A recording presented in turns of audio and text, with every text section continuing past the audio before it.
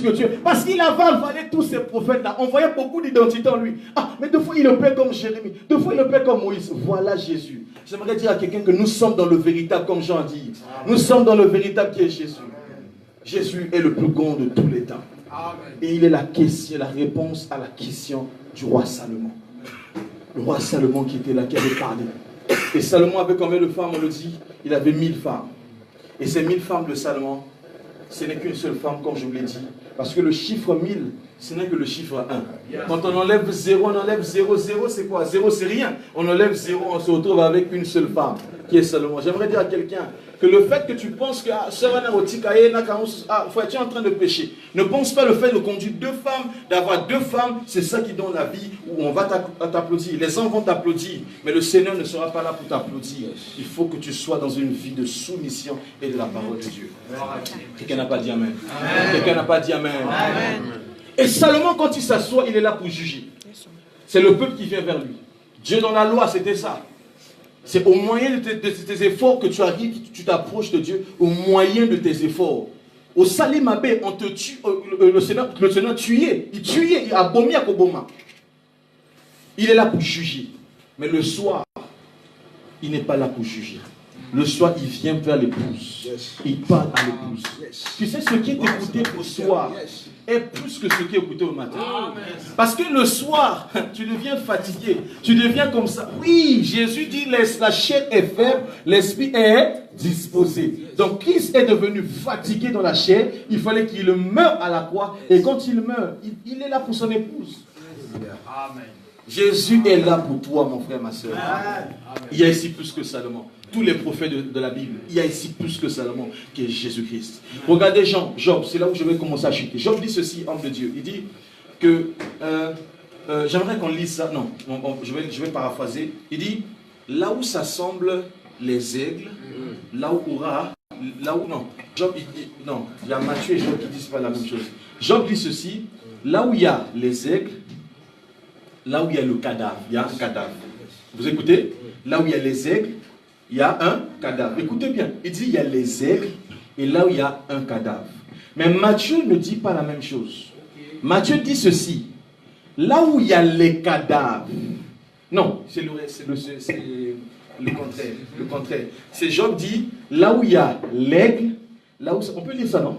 On peut lire? Est-ce qu'on peut lire ça? Ok, on est dans le livre de Job.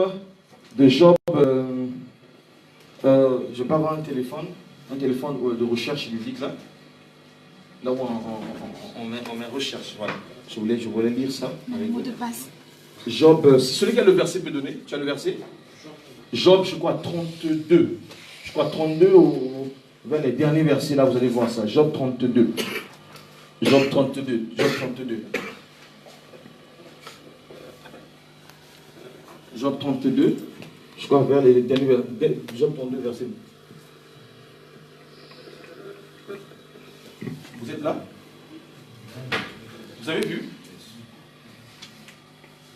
Job 32. Quelqu'un cherche dans Matthieu. Dans Matthieu aussi, on parle de ça, mais quelqu'un peut chercher dans le livre de Matthieu. Matthieu, vous cherchez juste dans Matthieu, vous allez trouver ça aussi dans Matthieu. Mais j'aimerais surtout le livre de Job, qu'on lit ça pour la gloire de Dieu. Vous l'avez trouvé? Job 32. Il y a une Bible là où on fait recherche. Vous tapez fouille. Job 39.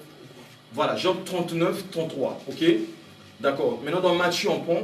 Ne lis pas encore. Tu vas lire ça. Quelqu'un cherche dans Matthieu. Dans Matthieu, je crois, c'est dans Matthieu 14. On va lire ça. J'aimerais qu'on lise ça ensemble. 24, 28. Voilà, il a trouvé. Il a trouvé dans Matthieu 24, 28. Quelqu'un prend Matthieu 24, 28. C'est bon? Matthieu 24, verset 28. Matthieu 24, verset 28. Matthieu 24, verset 28. C'est bon. Tu peux lire? Je lis la parole. Dans Job, hein? Oui, Job. Ok. Ces petits boivent le sang. Ces petits boivent le sang. Et là où sont les cadavres, l'aigle se trouve. Ah, vous avez vu? Là où sont quoi? Il dit là où sont les cadavres, l'aigle se trouve. Maintenant, on prend dans Matthieu. On y va? Dans Matthieu, on dit. Ok, vas-y. Dans Matthieu. En quelque lieu que soit le cadavre, là s'assembleront les aigles. Est-ce que vous avez vu quelque chose? Ok. On dit quoi? L'autre dit quoi? L'autre dit d'abord quoi? Les cadavres, il y a les. Voilà, merci, merci, je résume. Il y a les cadavres et il y a un aigle qui est là. Mais l'autre dit quoi? Les aigles et un cadavre. Au fait, ils ne parlent pas de la même chose. Ce n'est pas en termes de France, ils ne parlent pas de la même chose. Ok? Job est en réalité en train d'annoncer quelque chose que Matthieu est là pour compléter. La Bible ne se contredit pas. Je vous dis que la Bible ne se contredit pas.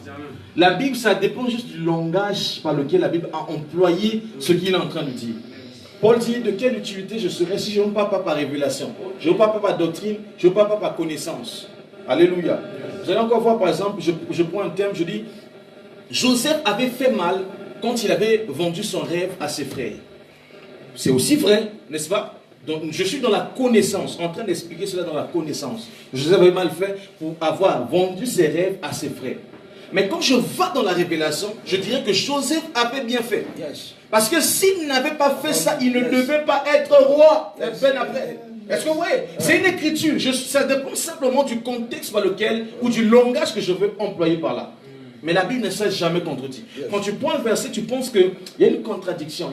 Chez nous à Brazza, il y avait un groupe de personnes qui étaient là, qui ont tapé les erreurs de la Bible. Quand tu écoutes ça, tu as comme l'impression que la Bible se contredit. Mais ça ne se contredit pas. Vous allez voir, par exemple, Matthieu et Luc parlent de deux choses différentes. Il faut lire dans la connaissance comme ça. Matthieu dit, on était deux, on a couru. Après, un est arrivé là. Pierre est rentré, c'est pas Pierre et Jean est rentré. Mais l'autre dirait que non, on était trois ou deux, quelque chose comme ça. Quand vous lisez ça, vous allez, je prends encore un autre cas, la descendance, la généalogie de Jésus. Vous allez voir que les deux, Matthieu et Luc, à la connaissance comme ça, ils ne parlent pas du tout de la même chose. D'autres commencent dans le sens ascendant, donc Adam jusqu'en descendant, d'autres remontent. Et vous allez voir, par exemple, il y a un qui parle de Salomon, qui ne parle pas de Jésus comme fils de Salomon. On dit fils de Roboam ou Jéroboam comme ça. Si vous lisez ça.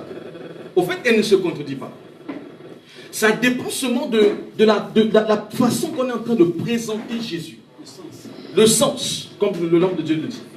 Pourquoi? Parce que l'autre, il présente Jésus, Matthieu, il présente Jésus comme étant roi. Donc lui, quand il parle de la généalogie de Jésus, il s'appuie beaucoup plus de Jésus comme étant roi. Alors que Luc est là pour parler de Jésus comme étant homme. Il présente vraiment l'humanité de Jésus. Donc lui, la façon qu'il va décrire Jésus, ça ne sera pas la même façon que l'autre va décrire Jésus-Christ. Est-ce que vous avez compris? Donc c'est un problème de langage. Ici, Job dit quoi? Job dit que là où il y a les aigles, il dit les aigles, là où il y a les cadavres, là où il y a les cadavres, ça c'est qui dit? Job il dit, là où il y a les cadavres, qui se trouve? L'aigle se trouve. Donc il y a beaucoup de cadavres qui sont là, l'aigle se trouve. Mais l'autre dit, il ne dit pas la même chose. L'autre dit, il y a des aigles, il y a un seul aigle, mais les cadavres viennent pour manger. En réalité, les prophètes, voilà, Job est en train de parler des prophètes de l'Ancien Testament. Les prophètes de l'Ancien Testament étaient là comme ces cadavres-là. Parce que Jésus dit, je prends une écriture, il dit, tous ceux qui sont venus avant moi sont des brigands. Jésus le dit, ils sont des brigands, ils sont des koulouna. Donc tous ceux-là, ils étaient comme des cadavres. Parce qu'un koulouna, pour quelqu'un qui n'a pas Jésus, c'est un cadavre. Un cadavre, c'est un mort. Je dis que tous ceux qui sont venus avant moi sont des brigands. Ils sont des voleurs. Il précise encore, ils sont des voleurs. Tous ceux qui sont venus avant Jésus, c'est qui? On voit Moïse, on voit tous ceux-là sont des cadavres. Maintenant, Jésus est l'aigle. Qui croit avec moi que Jésus est l'aigle? Donc ces cadavres étaient là. Ils étaient là. Les cadavres, il fallait que cet aigle puisse avaler tous ces cadavres. Il a avalé tous ces cadavres. Et quand il marche, les gens se disent, ah, est-ce que c'est lui Jérémie? Est-ce que c'est lui Ésaïe? Parce qu'il avait avalé tous ces cadavres-là. Il est le tombeau de tous les prophètes. Et maintenant, quand il est arrivé, il était cet aigle, il fallait qu'il devienne maintenant cadavre. Il est devenu cadavre le jour où il est mort. Quand Jésus est mort, il est devenu comme ce cadavre-là. Et étant cadavre, il faut maintenant que les aigles viennent maintenant manger. Ces aigles-là, c'est toi et moi. La raison pour laquelle Jésus-Christ de Nazareth n'a pas fait 3 jours, et n'a pas fait 4 jours. La différence entre un vautour et un aigle, c'est qu'un aigle, ne mange pas une viande qui a vraiment pourri. Yes. Il va manger une viande qui est fraîche. Nous ne sommes pas des vautours pour manger un prophète. Yes. Ah, nous ne sommes pas des vautours pour manger un message du temps de la fin. Nous ne sommes pas des vautours pour manger si quoi que ce soit. Nous sommes des êtres qui doivent manger la personne, la chair de Jésus-Christ. Oh, la chair, c'est la parole de Dieu. Notre plaisir, comme Saoul David a dit, c'est dans la parole de Dieu. Notre plaisir, c'est pas dans la pornographie. Notre plaisir, c'est pas en fouillant, en cherchant la vie des femmes. Notre plaisir, c'est pas dans l'alcool. Notre plaisir, c'est pas dans le mensonge, mais c'est dans la parole de Dieu. Tous ces prophètes sont morts et Jésus est le seul prophète qui n'est jamais mort. C'est lui qui a ici plus que Salomon. C'est Jésus-Christ. C'est de lui que nous sommes en train de parler.